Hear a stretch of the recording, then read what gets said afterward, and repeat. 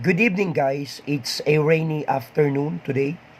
It's August 28, 2025. So, for a few days, we will be uh, going to bare months, which is September. So, today I'm gonna share to you about the tongue twister about Peter Piper. So, Peter Piper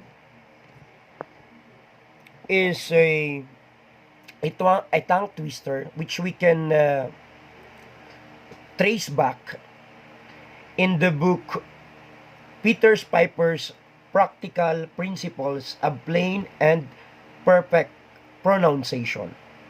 So it was a collection of tongue twisters meant as a pronunciation exercise for children.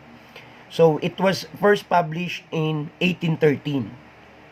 And according to the history, the book is attributed to John Harris, a London publisher of children's literature. But some sources, they say that it was written by Alexander Anderson. So join me in listening to Peter Piper's Tongue Twister. Okay?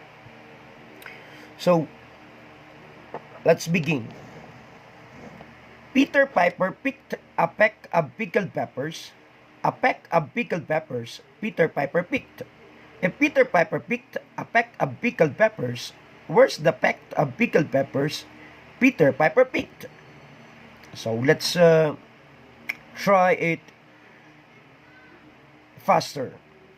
Peter Piper picked a peck of pickled peppers. A peck of pickled peppers Peter Piper picked. If Peter Piper picked a peck of pickled peppers, where's the peck of pickled peppers Peter Piper picked?